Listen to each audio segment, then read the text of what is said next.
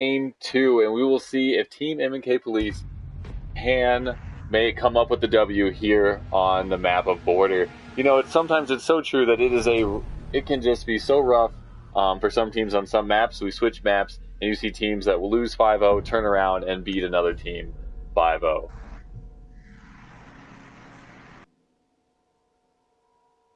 So we will see if Team M&K Police can make the rally and beat the Geth. Sorry.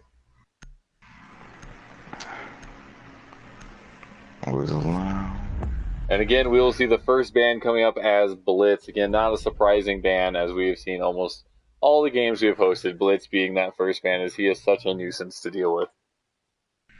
Yeah, it's being a very common ban, as I think we've seen him almost every custom that we've hosted. We really have, and I mean, although I am a Shield main, I have no respect for Blitz, so I understand both these teams want in removing him from the game. Most definitely, most definitely. And again, we'll see Fuse banned again. I'm not quite sure what I don't understand what they're fearful of being fused. I mean, maybe for the workshop and the teller's site. Maybe for the workshop and the teller's site, but fuse usually is not a problem for these sites. Yeah, I feel so much space to move around in the workshop site that it's not a very large issue. Absolutely, and then we'll see the first defender ban being Capcan. We will. I'm not entirely understanding that pick either. Capcan not usually being as popular as an operator for these sites. You would think you would see a Bandit or a Thatcher or a Mute operators like such being banned, but no. And the final ban will be Mira. A not surprising choice, but at the same time, Mira is such a powerful player on defense. It's almost as hurtful to you as it is the other team to ban them. Or ban her, excuse me. It's going to be interesting to see how this team adapts to not having a Mira with them. I'd have to, as we had Legion banned last time, I bet you we'll see the switch up. Instead of Mira, we'll have that Legion notifying you of where those attackers are pushing from. I have a feeling we'll see some Maestro and Echo gameplay to counter that loss of intelligence. And you are correct, we do see the Legion up on the board. And there it is, yep. And we will see, as always, I always have to point out, because I do love him, Grumar coming out with the Montang, who I am such a fan of Montang on teams. I think especially on games like Border, now that there's no Mira, he can set you up for a very successful push. He can block that doorway. He can set that thermite up for success and getting that wall open. Or if this team so chooses, they can do a rush push from the east side, get that plant down quickly, and cover from ventilation. It's also very surprising to see the choice of Twitch over a Thatcher. Thatcher being largely more effective and harder to counter. Absolutely, yeah. So obviously you can't get past how good the F2 is, but that Twitch drone gives no guarantees when you're wanting to get through that wall, and that is such an important thing if your team decides to go for that push. Very true. But you also can't argue as the L85 being a very effective weapon choice for Thatcher. Absolutely. Although I'd have to say I do love playing with that AR-33, although it is not the more popular pick. But I have to disagree with you. I'm terrible with the AR-33. But we will have to see which choice was made earlier. 10 seconds remaining. Absolutely. So we'll jump into here, and again we'll see Team M&K Police with a much stronger anchor force going with the Doc and the Rook and the Smoke than Team TwiSTeDKeVinJTL's. And we will see, and it looks like this attacking team is going to go for that east side rush right now, as we see all of their team spawning on that side, rappelling up very quickly. But the defending team does have a peeking of the east stairs. That Montang will go down, which will make that almost a nearly impossible rush push now for this attacking team. That Monty is so crucial in getting that plan down. Yes, being very unprepared there and not expecting that, which they should have. This may cost them dearly. We will see the Thermite picking one off. We'll see the Smoke running outside from below, roaming very far from the objective. That is an interesting choice for him, as if they didn't kill that Montang, he would be such a crucial role in stopping that push. We'll see Muff picking off another one from Ventilation. Yeah, Smoke also being the only denial operator brought to stop this plan. Ooh, and we will see Lasagna go down. He does go down, but Ash goes to finish off his kill and is picked off from above and is not able to pick up the kill, but then he is as well picked off, and Dylan makes his way down to finish off the kill, and we go to a 3-1, and then Muff finishes up with the kill onto Jake. And almost a really good round for the defending team, but as we keep saying, you have to win those gunfights. True, and we honestly... that round was full of awkward playstyle. We had denial operators so far from sight. I feel like we had lack of communication, just gunning for that Ash, not being situationally unaware of that the rook sitting on the balcony and not even bothering to check. A bit sloppy play on both sides, but then again, this game, as the previous game did, and as this game will most likely come down to, it's just going to be gunfights. Who can win more of them? And right now, we've continuously seen the blue team being with Voltage just coming out on top again and again with those frags. Absolutely, and also some of that slop we will see from Team Pigaf. I mean, your team coming off a 5-0, you are so confident, you're feeling cocky. I think that's some of it. That Monty repelled up, swung in, and didn't even check his side to see if someone was peeking him, and you saw him get picked off early because of it. We will have the sixth pick onto Legion, though. Moving from the Smoke to the Legion, you would think more of it would be the Alibi or the Rook doing so. Absolutely, but, I think it'd be way more important. Go ahead.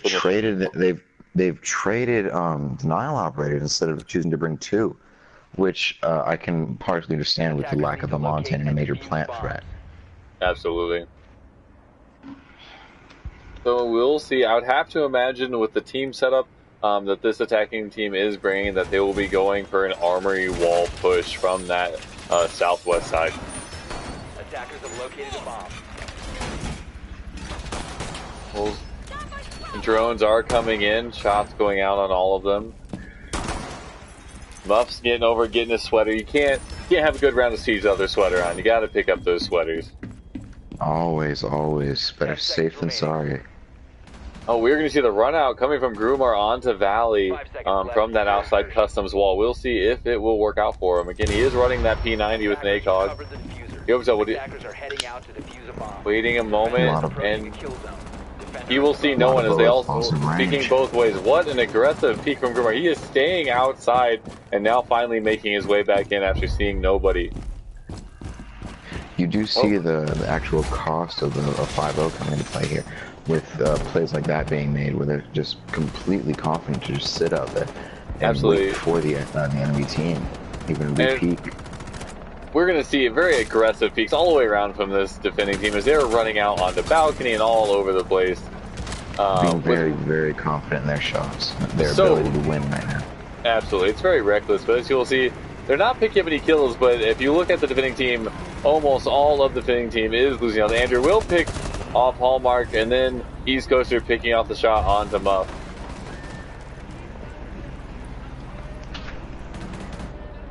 You gotta get your own sauce. And we will see Twitch throwing out her drone, droning in. We'll see Doughboy out on ventilation, having some trouble, it appears.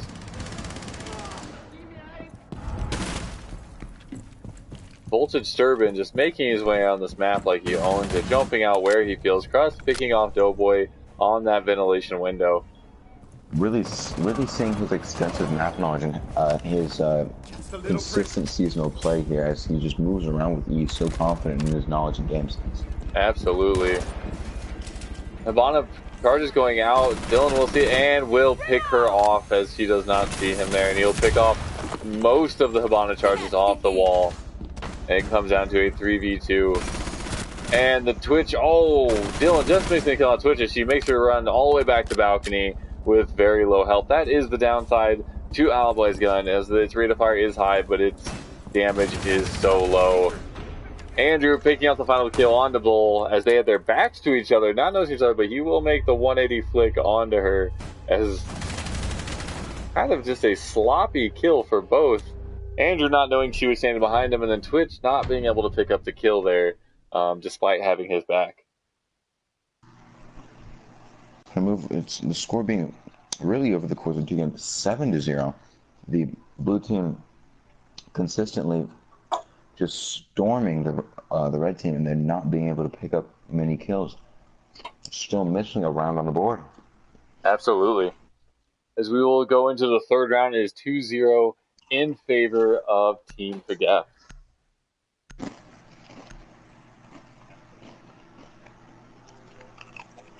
And I don't even know what advice I would give to this defending team at this point, as they are just struggling to find a weakness in Team Forget, as they're just putting a very aggressive, strong gameplay. I have to say they almost need to anchor down and be less aggressive, or they just need to find a way to take advantage of this aggression. They need to hang back in their spawn when starting, look for those spawn peaks as they know they're coming, take advantage of them, and make those shots where they count. Honestly, I'd say what I always say: slow it down and play your game. They're gonna have to learn how to force their play style onto them. They're force them to play where they want to. They're going to have to start controlling that mountain, control which angles they're going to let them peek, what they're going to contest. They're going to have to play a little more passive and let the clock wind down sometimes and play those final few seconds to their advantage. And what you said there couldn't be more true, is they need to get this Team Forget to play on their terms. Right now, Team Forget is getting MK Police to play on their terms of aggression. They're throwing them off balance, and Team MK Police needs to, like you said, slow it down and get them to play on their speed. 5 seconds left before insertion. But that is not always an easy thing to do, as it seems communication is weak, and they're kind of focusing on their own individual shots to get the win. Ball having quite an issue finding his drone on top of the bomb. And it looks like we're going to see another east side push from Team Forget. Grumar making a safer approach as Monty up, swinging in, and we will see the Ying coming in behind him, prepping. Yeah, Andrew making a really strong push in, picking off Hallmark on the east stairs, making his way, taking control of the hallway. Thermite with him. Thermite will fall, and so will Andrew. This goes under a 3-3. We'll see, but the bomb plant will go down on that east side. We still have one on ventilation, Monty in the doorway, and now Crust rotating back and watching the backside. And Dylan now has the heavy work of holding that window of ventilation and making sure they don't put the pressure onto that Monty. As we see, he'll pick off the Rook, turn, and then pick off Doughboy. And this Team Forget will pick up another W as we take this into a 3-0. 8-0. This orange team must be feeling completely demoralized right now. Yeah, it is rough. At this point, they have lost 8 straight rounds, and that is just a really hard place to come back from. Not impossible, but as we keep saying, it's really going to come down to that team camaraderie and communication. Communication. That is Rainbow Six Siege. Without it, your team cannot succeed. And I just do not feel that this team is pulling together to make that happen. As we've seen smokes roaming the map when they needed to be an objective, and they're just not working together. They're focusing on individual skill instead of their whole team.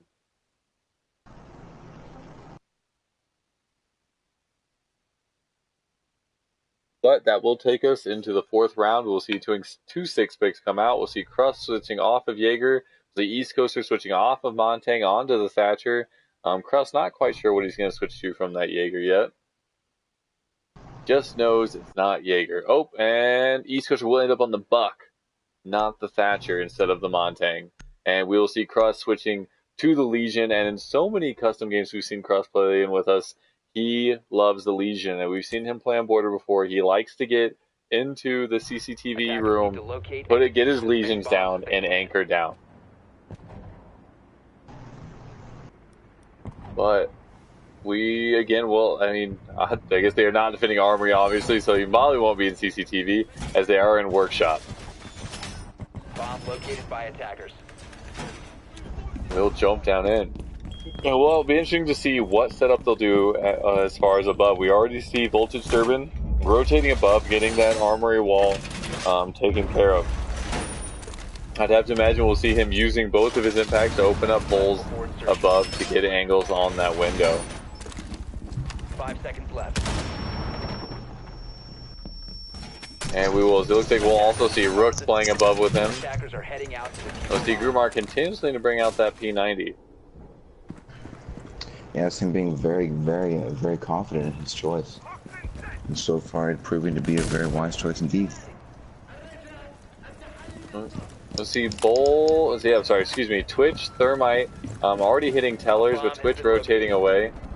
Thermite making his way into Tellers, clearing into Bathroom, and this attack team already has control of Bathroom, which really doesn't seem like much at first, but that is a really important role. Pulse will be pulsing him, and knows the other side. We'll see Pulse rotating around to come for the flank right now, but they do hear him. And Dylan picking off Bull. And Thermite's now alone in Bathroom, and it looks, on my screen of his, it looks like his Thermite charge may have glitched out and not actually made a hole. Thermite making a very good shot, taking out the Pulse, but, oh, taking some shots from the Legion down the hall as he is still pinned in this Bathroom. Is going to need his team to come back him up, but no one is coming as Andrew picks off the Jackal with the diffuser in Tellers and makes his way away. And Thermite fell in Bathroom now, so it is all up to this Blackbeard, who is still outside holding an angle on a closed window. Waiting. Oh, he will see the Legion, just missing the shots onto him. Oh, Grumar picking off the buck, and it will come down to this Blackbeard to clutch it up before this goes into match point.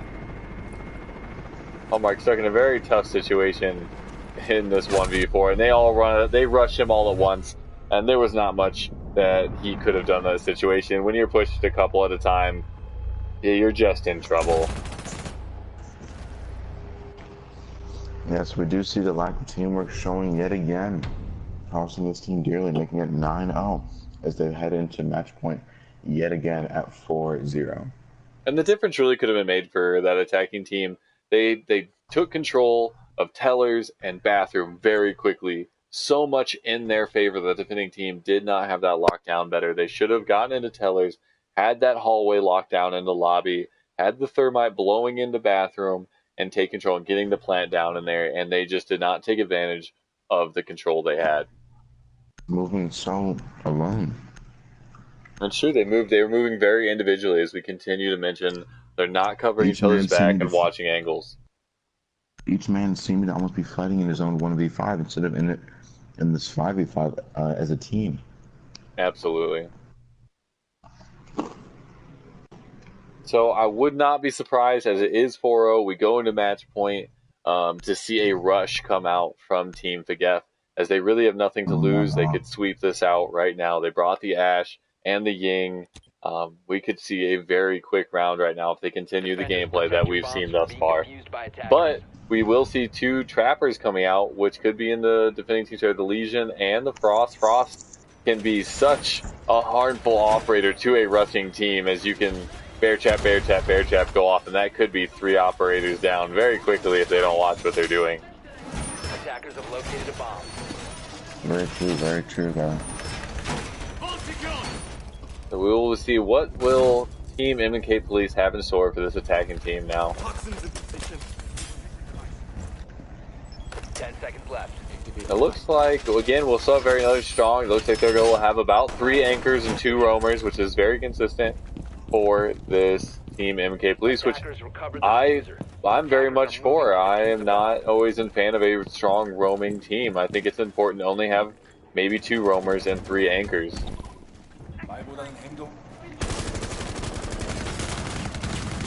And we are going to see, and we will see Thrust falling to Hallmark. Grumar picking off Hallmark right after with the refrag. Grumar making the aggressive push in.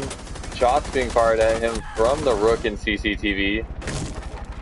Shots are exchanged on both sides, but very little damage done as Brumar rotates away and makes his way into office, but is picked off by Doughboy. Voltage with the refrag onto East Coaster. Yes, that Legion being a very painful loss for this defending team.